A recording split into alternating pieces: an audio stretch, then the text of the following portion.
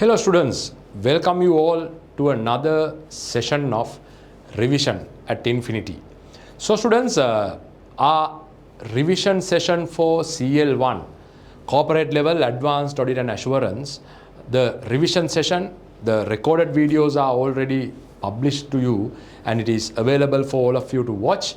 And students, today I'm starting the revision session, the live series, the live discussion series with you all, which will be on students starting from the June 2025 paper, which is one of the most recent past papers and quite a standard paper for all of you students.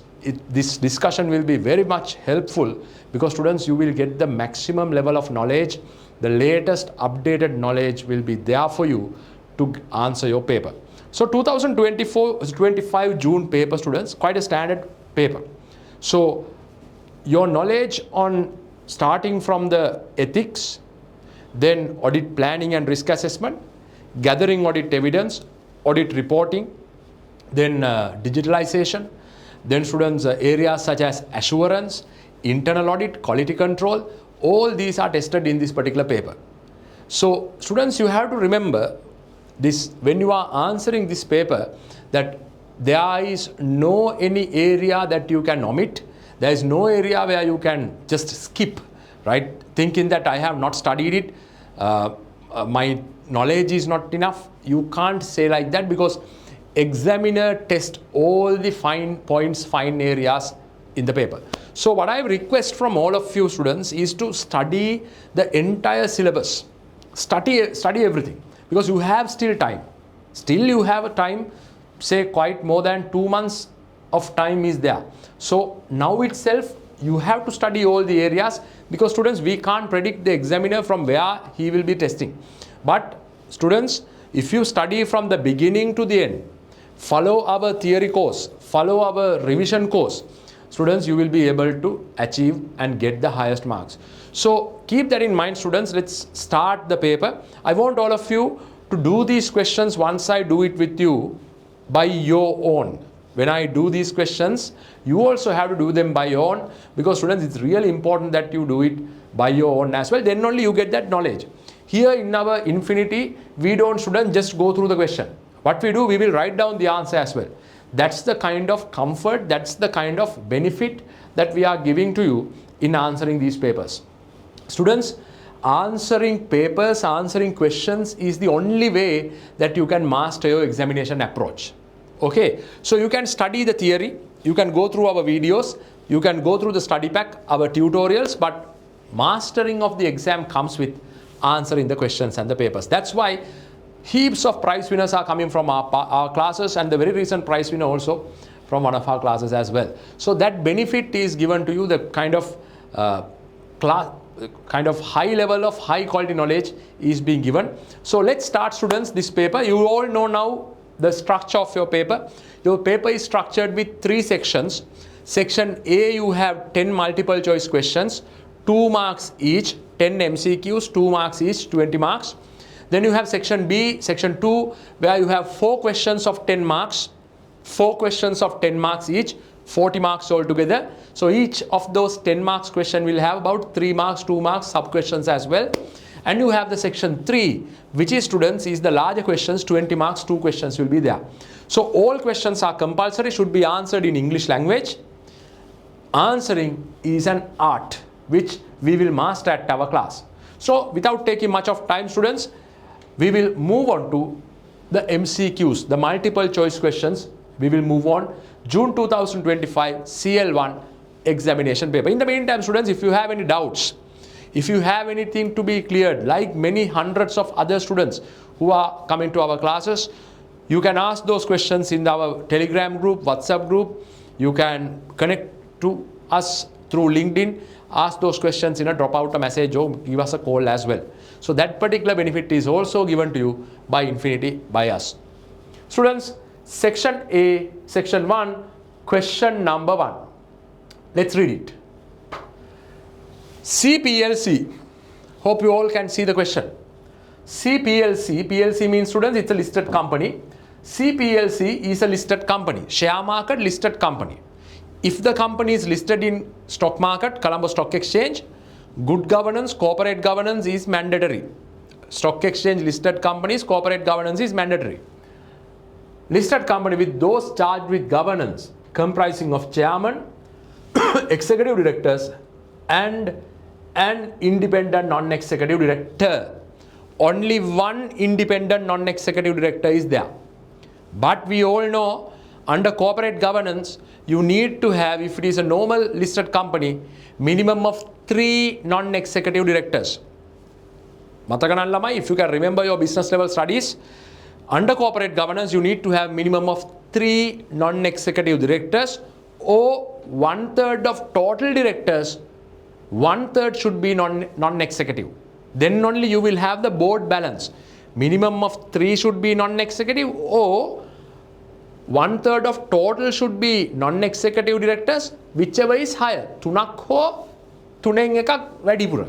So if you have a board with, let's say, 12 directors, minimum of 3 or 1/3 of 12, 4, whichever is higher. So you need to have 4 non-executive directors minimum in order to ensure balance between executive and non-executive. And out of that non-executive directors also, students, minimum of 2 or majority should be independent. They should not have any dealing with the company. So out of the non-executive, let's say you have 4, minimum of 2 or majority. 2 or majority. 4 is non-executive. So out of that, 2 is the half or majority is 3. 3 should be independent out of that 4 non-executive directors. So that kind of a board balance. Then only, students, executive directors and their work can be balanced by non-executive directors. So if you can't remember those, just go back to your business level studies because it's coming from the business level and go through the corporate governance, those areas. That's really important. See, and an independent non-executive director. So when you looking at the outset, they have an issue with the amount of non-executive directors they have. The company has a kind of an issue with the amount of non-executive directors they have. Because only one is there. But corporate governance say you have minimum of 3. About SME nang 3 එක 2 කළා තියෙනවා, right? They say 2. But still it's not there. Risk committee is responsible for implementing of internal controls in response to risk assessment. So board has a risk committee, risk management committee. Board risk management committee is responsible for implementation of internal controls in response to risk assessment. The company has established an internal audit function. The company has an internal audit function. Company එකේ ළමයි internal audit function එකක් තියෙනවා. And has appointed a competent chief internal auditor. So a kind of a quality experienced chief internal auditor is there. The chief internal auditor report directly to the chief executive officer, CEO. That's also some kind of a limitation or a problem. Why? Chief internal auditor has to report to whom? To those charged with governance. If you can remember our internal audit topic, if you remember our internal audit discussion, internal auditor is a kind of a person who is appointed by the board in order to ensure proper review of controls. Right? So at that time, if the internal auditor reports to the CEO who is the executive director, he can dictate terms on internal auditor and asking him not to verify my areas, not to review my areas. So CEO can pressurize internal auditor. So to avoid that, best practice is chief internal auditor has to report to the chairman and the board audit committee and the risk committee. Has to not to report to CEO, they have to report to whom? So they have to report to those charged with governance, maybe audit committee, maybe risk management committee, maybe to chairman. So here you have another limitation. No adequate executive directors as well as what? Chief internal auditor reports to CEO. That's bad. Who also serves as the chairman. CEO serves as the chairman. Code of Corporate Governance say the role of CEO and chairman, managing director, CEO and chairman should be segregated. Ideally, one person should not hold both CEO and chairman post simultaneously. Why? CEO is responsible for day-to-day running of the business. Chairman should be responsible for what? He should be responsible for running the board. So it is also not happening here. Who also serves as chairman? Following discussions with the CEO regarding the draft internal audit report, the chief internal auditor resigned. Chief internal auditor CIA resigned with immediate effect. Maybe there was a disagreement with the CEO and CIA. The CEO decided to withhold the finalization of report until a CIA, chief internal auditor, is appointed. Based on the scenario above, which of the following statements best describes the control environment of CPLC? So what? I think they have a control environment. Now your mind has to go to CASO framework, CASO internal control framework, which says, CASO internal control framework, which says what? There are 5 elements in CASO framework. Control environment, which is what? Commitment to competence, integrity, policies and procedures of the organization, top management attitude towards control. But here, top management attitude, CEO's attitude, I don't know whether it is a proper integrity is there. So control environment, then information and communication, then control activities, risk assessment, monitoring of controls, 5 CASO framework elements. So control environment issue is that top management, I think CEO has a kind of issue. So A, participation of those charged with governance is weak.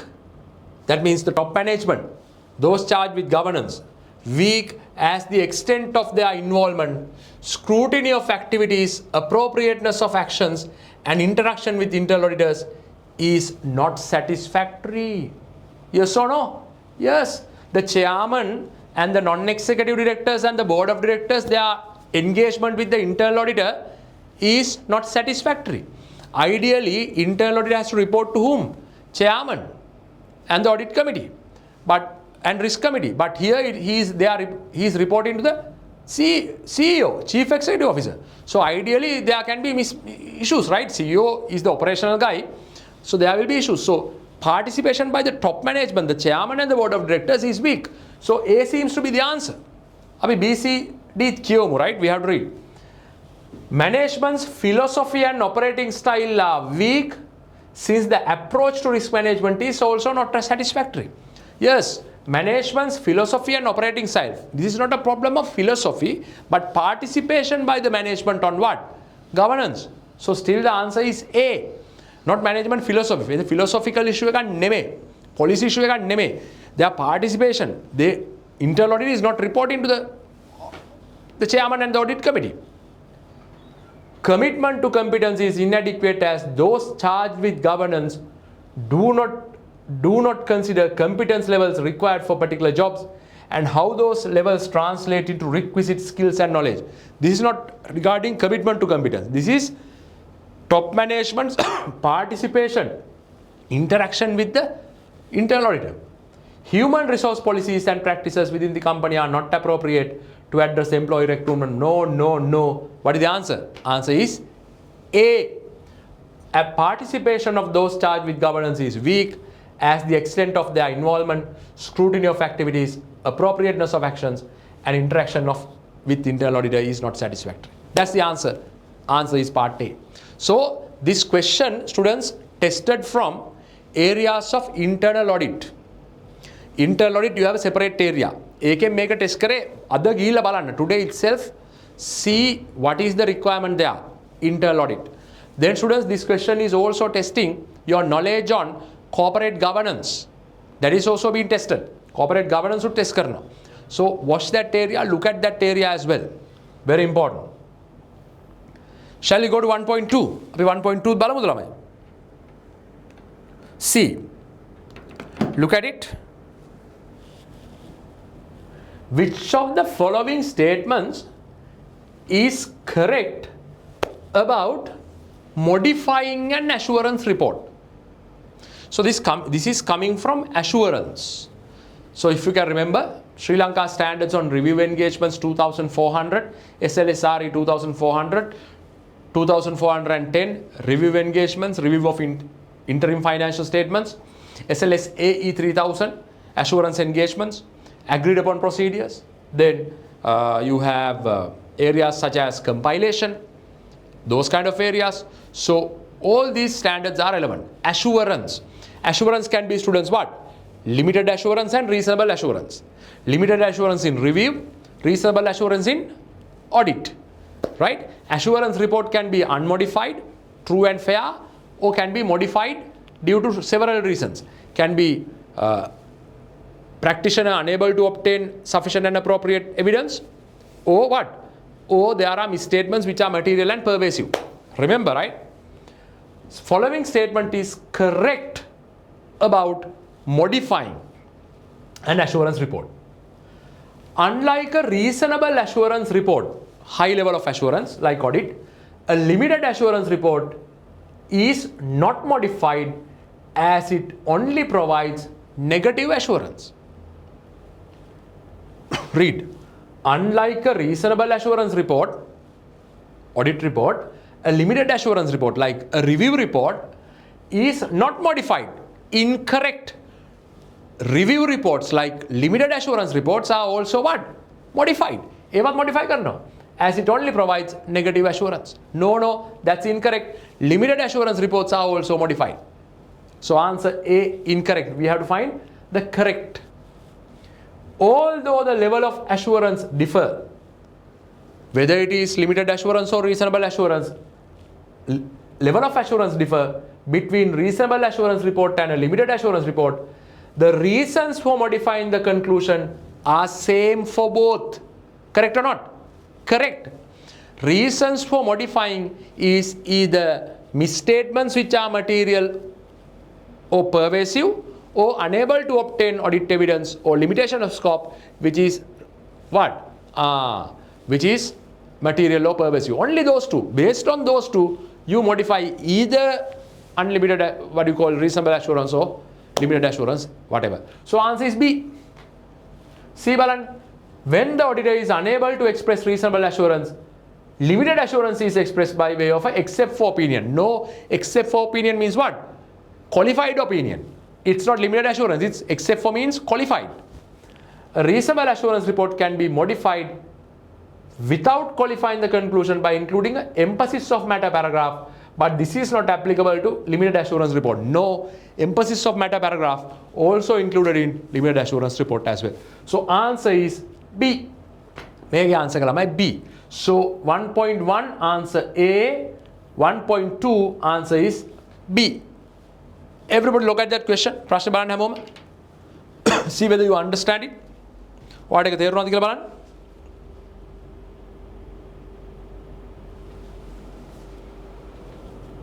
Just see whether you understood it. Right.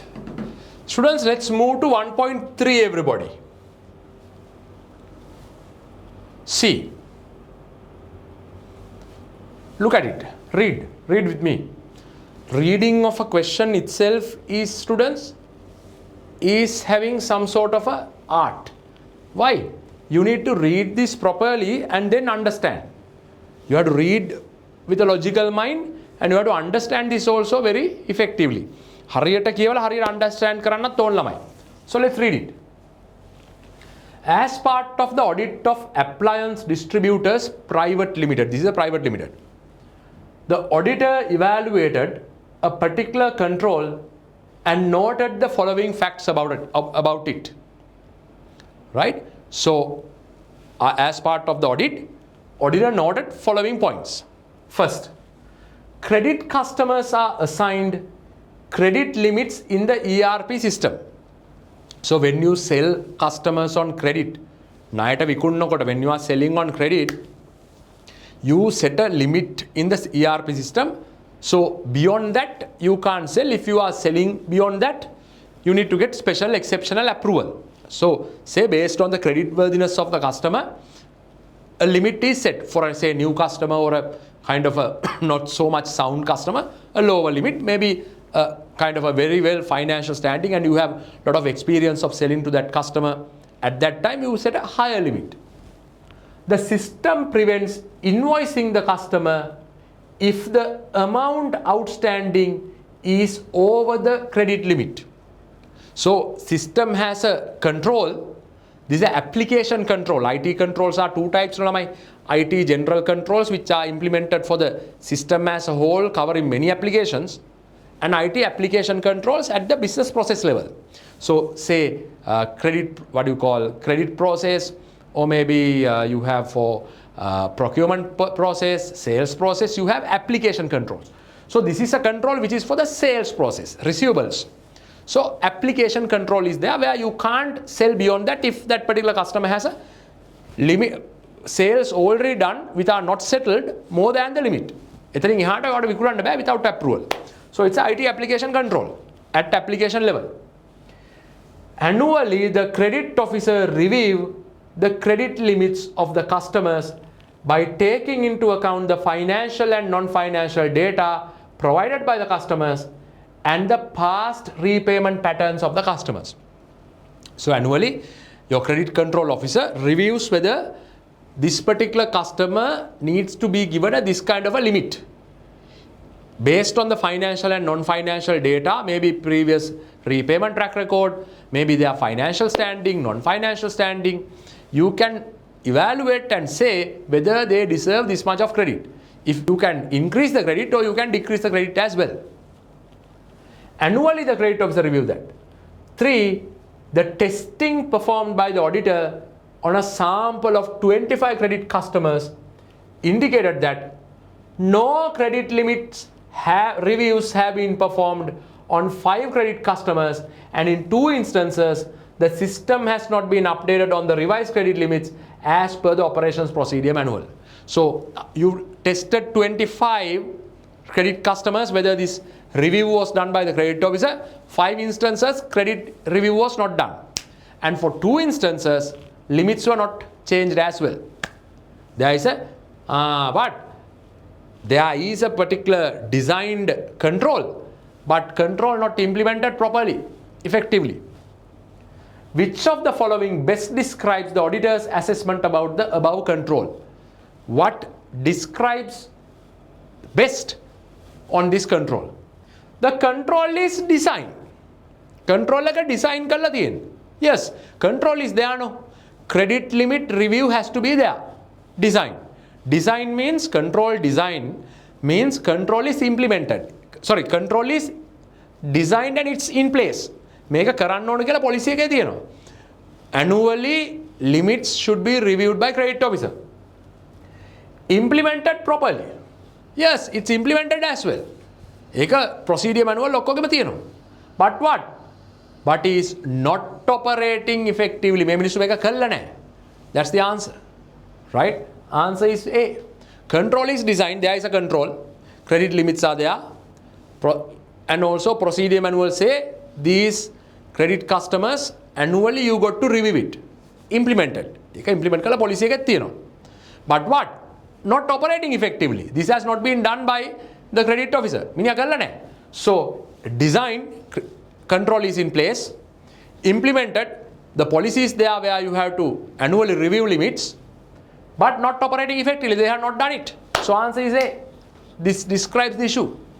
B. The control is operating effectively. නෑනේ operating effective නෑ. B වැරදි එතකොට. But it is not designed. No. Not operating effectively because it's not done. The control is designed, implemented and operating effectively as expected. No, operating effective නෑ. The control is designed poorly. Design නෑ. Design කරලා තියෙන්නේ. There is a proper control. So answer is what? A. Control is designed, implemented, but not what? Not operating effectively. So answer is A to 1.3. Understood? So when you are evaluating internal controls, you evaluate internal controls onto 3 aspects. Our controls discussion talks about that. Control should be what? Designed properly. Control should be in place. එම control එකක් තියෙන්න ඕන. Approval, credit limits, reconciliations තියෙනවා. It should be implemented. That means that has to be in the procedure manual. Implemented. But operating effectiveness, whether it is properly effectively operating without any exception. Those 3 aspects we test. Design, implementation and operating effectiveness. All these 3 aspects are evaluated. 1.3. See 1.4. Look at 1.4.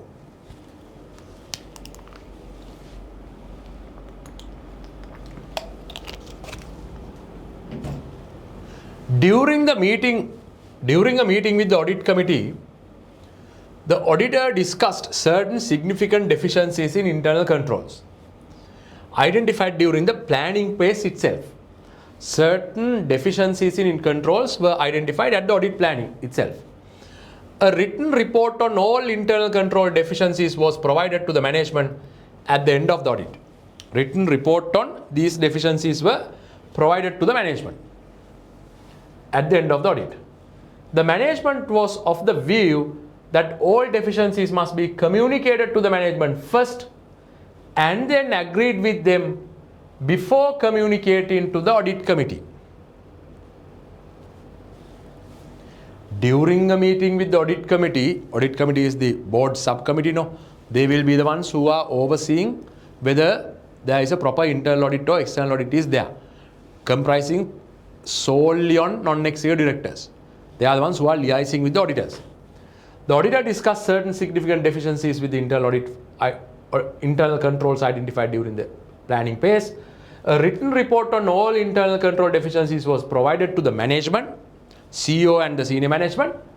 At the end of the audit, the management was of the view that all deficiencies must be communicated to the management first. Management and then agreed with them prior communicated to the audit committee. Audit committee management which of the following statements is correct in relation to the requirements of SLOS 265 management letter standard deck communicating deficiencies in internal controls to those charged with governance and management. So what is correct in this? Deficiencies identified by the auditor should not be communicated to the management until they are communicated to the audit committee. No. First you got to communicate them to what? Management is the one, maybe CEO, maybe finance director, executive management should be notified. Audit committee means the non-executive directors. Management should know it. Then only students, audit committee should be notified. No, otherwise these people management should be given a chance to explain their side of the story. No, maybe yes. Otherwise auditor will be like a kind of a what? They are passing a kind of a opa-dupa. Not be like that. External auditors or internal auditors, first their findings should be there with whom? With the management. Management and then only audit committee. So A is incorrect. Audit committee first, management second, it's incorrect. Deficiencies identified by the auditor must be communicated to the management verbally before they are communicated to the audit committee. No verbal communication. All what? In written format we call it management letter. Beat out. Beat varadi. Deficiencies the auditor has communicated or intends to communicate to the audit committee must be communicated in writing to the management on a timely basis. Management should be updated before you go to whom? To the audit committee. So answer is C. Deficiencies both significant and non-significant may be communicated in writing to the audit committee at the discretion of the auditor. No. Answer is C. Deficiencies must be communicated in writing to the management before you go to audit committee. They have to be given a chance to explain their side. So answer is C. 1.4, answer C. SLOS 265, the standard on management letter communicating the deficiencies in controls with management and those charged with governance. That's the standard lamai. Okay, done. 1.4. Go to 1.5. 1.5 what balan lamai.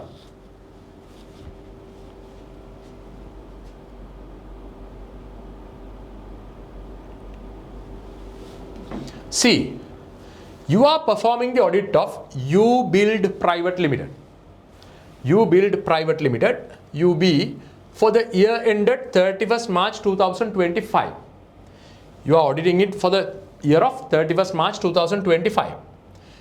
As at March 2025, UB had capitalized 10 million for one of its internally developed software pack projects. So development costs they have capitalized. as the management confirmed meeting of capitalization criteria as per LKS 38 intangible assets. This balance was recorded as capital work in progress. So they have capitalized that balance, rupees 10 million. Which procedure best addresses the assertion what? Valuation for the intangible assets. How do you ensure that this 10 million is actually 10 million? Value is 10 million. May 10 million ඇත්තටම 10 million. Obtain a detailed list supporting the capital work in progress balance and agree the total to the general ledger. No.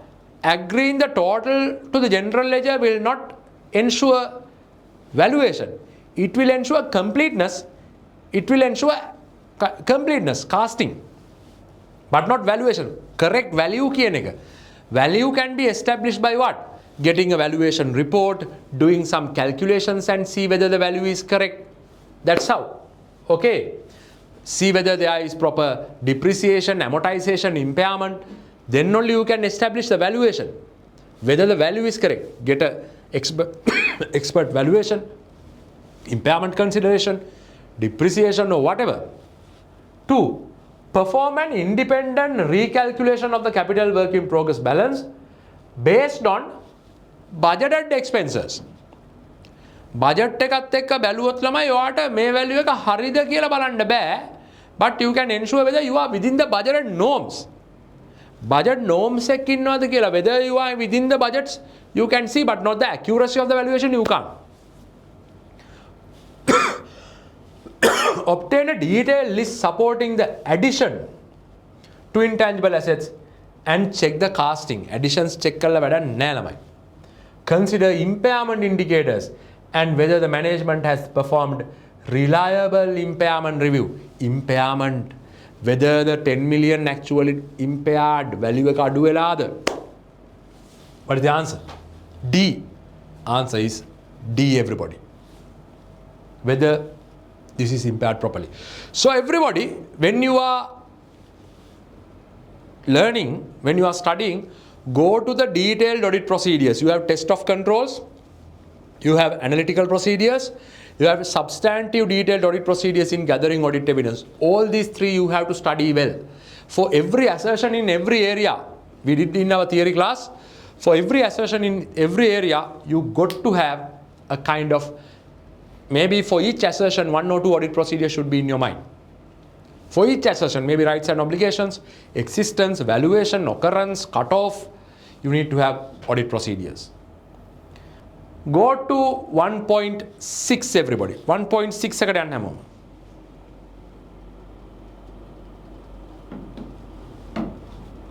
1.6. See, you are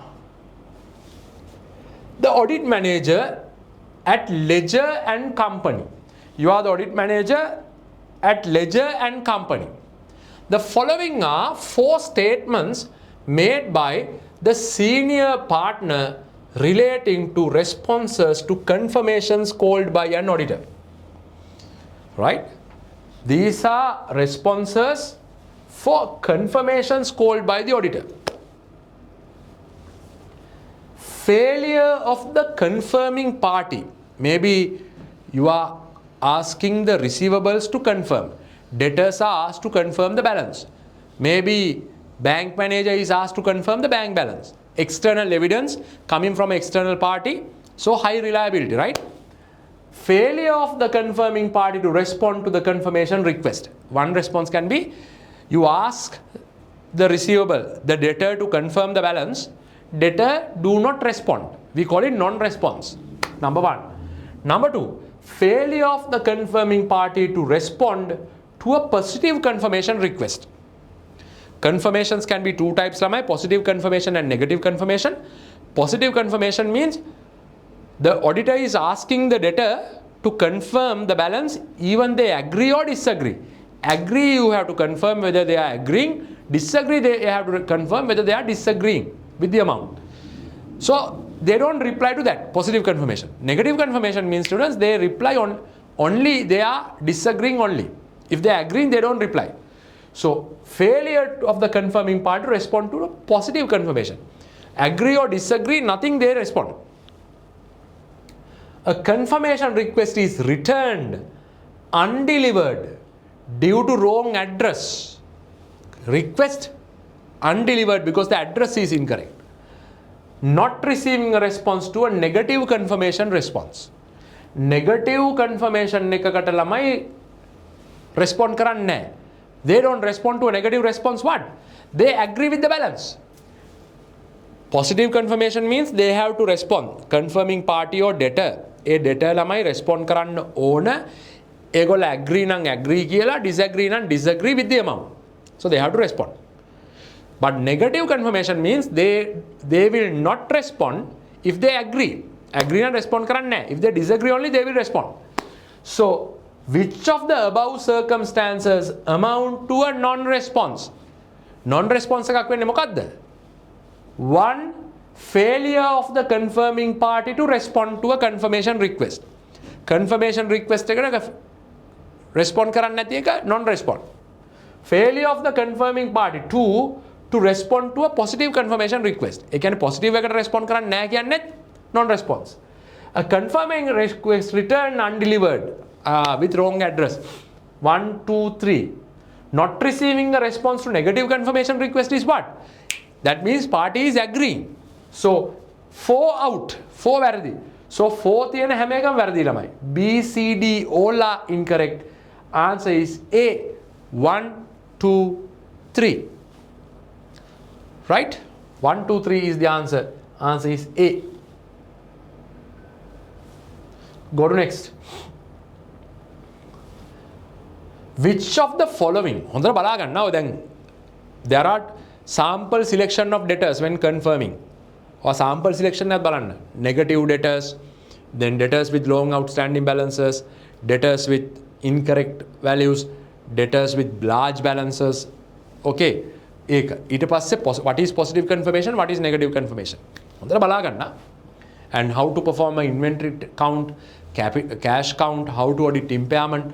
All these factors should be looked upon by you. Which of the following is the correct statement relating to compilation engagement? What is correct in terms of compilation? මොකක්ද ළමයි මේ compilation කියන්නේ? What is compilation? Compilation means based on the client's information. Based on the information of the client, you compile information. You prepare financial statements. So that's not audit. There is no assurance. Now in an audit, what do? Someone else has prepared the financial statements. You review it, you audit it, you provide an assurance report. Reasonable or limited assurance. But compilation means you are preparing financial statements on behalf of the client. So you are not providing any assurance. Which is correct regarding compilation? What is that? Compilation engagements are not assurance engagements, and therefore the practitioner is not required to comply with ethical requirements or take responsibility for engagement level quality control. No. Whether it is compilation, whether it is assurance, whether it is audit, review, agreed upon procedures, whatever, ethical requirements you can't compromise. So answer A, incorrect. Independence, you need to have it. Compilation engagements are assurance engagement. No, they are not assurance. You are preparing financial statements. So B also incorrect. And the practitioner must comply with ethical requirement but is not required to take responsibility. Quality control, no, you have to take responsibility for quality control. So assurance engagements, no, they are not assurance. Compilation engagements are not assurance engagements, but the practitioner must comply with ethical requirements like independence, objectivity, you have to, and take responsibility for quality control. Yes, answer is C. These are very easy questions, Ramai. With general knowledge, you can write down the answers. You don't need to go through, right? Very easy. Compilation engagements are assurance engagements, and therefore the practitioner must comply with. They are not assurance. So answer D is also incorrect. So answer is C. Look at it, everybody. Hamon Balagan 1.7. Okay. go to 1.7. Sorry, 1.8.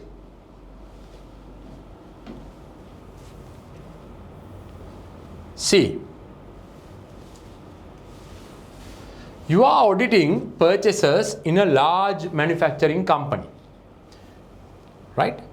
You are auditing purchases in a large manufacturing company. So you are auditing procurement purchases, right? Or purchases thamai audit karanne. Large manufacturing company, so you have raw materials, right? Everything. It has a large volume of transactions, including routine small value purchases and few large irregular transactions with significant financial purchases. So you have large volumes of transactions, which are small valued purchases and few large valued items as well. Podi transactions godakui, loku transaction keepekui thiyenu.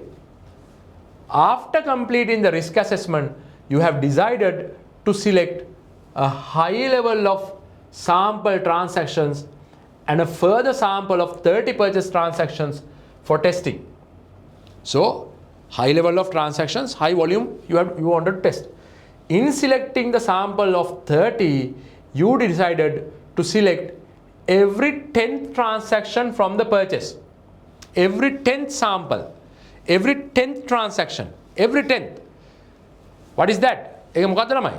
Audit sampling. Audit sampling every 10th, every 5th. What is that? Systematic selection. Which sampling method did you use to select the sample of 30? Select every 30. Every 10th transaction. Select maybe 1, 10, 20, 30. Likewise, you are selecting for the sample. We call it what? Systematic selection. Is it random sampling? No. Judgmental sampling? No. Systematic sampling? Systematic selection answer is C. Not stratified. Lamai, sampling techniques are what? Random selection. Giving all the units equal chance of selection. No, this is not that. Systematic selection, yes, you start randomly with equal intervals. Every 5th item, 6th item, 7th item, odd numbers, even numbers you are selecting. That's systematic. Then you have haphazard selection. No random, you select based on the evaluator's judgment. Tamanta kamati sample select karno. Haphazard. Then you have monetary value. Maybe above 10 million, all transactions are selected. Monetary value, based on a monetary value. Then block selection. Maybe January month transactions are selected for testing. No sampling. A maasa tika gatta, a quarter gatta.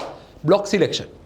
You do like that. So here it's systematic. You select based on a equal interval. 1.9. Look at it. A company, see, a company holds a portfolio of financial instruments. A company holds a portfolio of financial instruments. They have a portfolio of financial instruments, including equity, shares, bonds, and derivatives. They have derivatives as well. It uses third-party valuation expert. Using the work of an expert, Sri Lanka Auditing Standard number 620. They use a third-party valuation expert to determine the fair value of these financial instruments. You are designing audit procedures to ensure that the financial instruments which you assessed as significant risk are properly valued according to applicable accounting standards and the company policies. So you are evaluating whether those were reported, recorded, recognized as per company policy, as per financial instruments, SLFRS 9. You want to test that. Which of the following audit procedures is the most appropriate, Honda maker, to address the fair valuation of financial instruments? A. Evaluate the company's internal controls over fair value valuation process. Assess the qualifications of the valuer. SLFRS 620 standard එක කෙලින්ම ඇහුවා ළමයි. And competence of the valuer, and independently assess the reasonableness of the valuation assumptions. Deal done, that's the answer. A. Standard එක කෙලින්ම ඇහුවා SLFRS 620. B. Obtain the detailed working of the valuation of all financial instruments in Excel format. Excel can be changed, right? Excel can be changed and manipulated. And reperform the calculations to verify the arithmetical accuracy of the calculation year-end balance. No Excel formats can be manipulated. We will not use them. Obtain a movement of schedule of all financial instruments comprising of purchases and sales, and validate a sample of purchases and sales transactions by agreeing the values to bank statements. No. Select a sample of investments and confirm with the counterparties of the financial instruments whether the face value of the investments and the purchase cost are accurate. No point of doing that as well. Kelima value qualifications balanna, reasonableness of the assumptions, internal controls. That's all. Answer is A.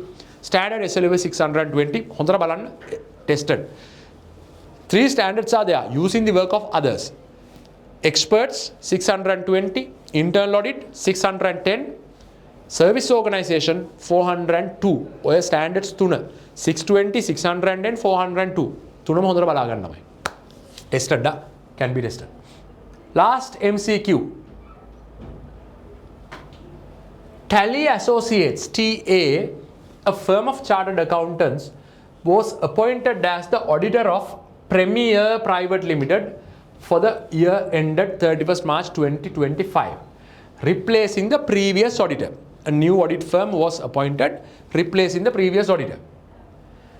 TA has requested the previous auditor, the new auditor asked the previous auditor to provide access to their working papers, last year's audit working papers, audit file. Incoming auditor asked the working paper file to validate the opening balances for the year ended 31st March 2025. However, TA was unable to obtain access to the working papers of the previous auditor. Students, as per initial engagement opening balances standard, right, SLFS, if my memory is correct, 510. The incoming auditor has to evaluate, and if you are a new auditor, you have to evaluate the opening balances, because opening balances were not audited by you. It was audited by a different auditor. Okay. Then you got to request the previous auditor their working papers in order to verify whether these balances are accurate. But when you ask that, with the client's permission, existing auditor refused to provide it. Which is the most appropriate action to be taken?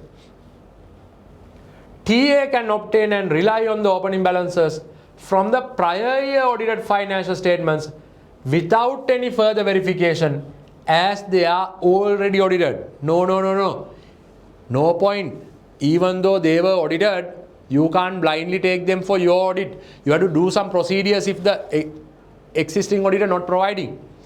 Outgoing auditor, predecessor auditor, if he is not providing his working papers, you can't just rely on those opening balances as they are audited. Students, you have to perform some procedures there.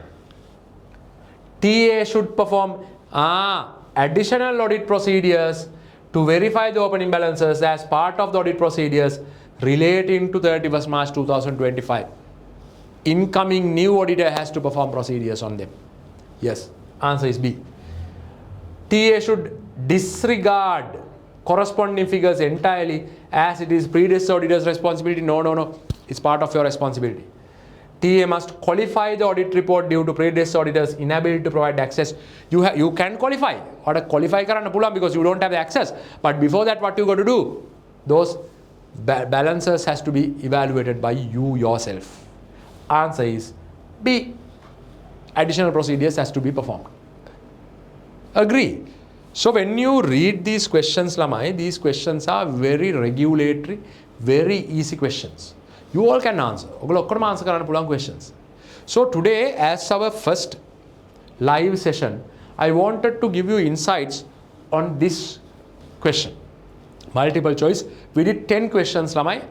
These questions easily you can do. And also, when you are seeing, I have referred these questions to the relevant theory area, you can get information from that as well.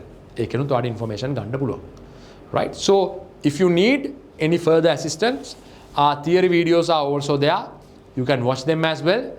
You can participate into our revision program as well. Those questions are all, discussions are there where we discuss the question itself. අපි question එකම තමයි කතා කරන්නේ. That's the benefit you have. Okay, students, so this is our first revision live session. We will be in another 1 week or 2 weeks time, we will have the second live session, and we will be putting our first mock examination paper as well very soon. Our first mock examination paper ka soon enawa. For be prepared for that as well. Okay, students, so thank you very much for your engagement today. If you have any queries and doubts, just drop them to our Telegram group, WhatsApp group. Our contact numbers are also there with you all. 077 22811915, 077 22811915. You can ask your questions as well anytime. So thanks, students, for today's participation. Stay with us. The next live session is also coming up, and the mock exam paper as well. So signing off. Thank you very much. We'll meet up once again, and do study hard. Thank you.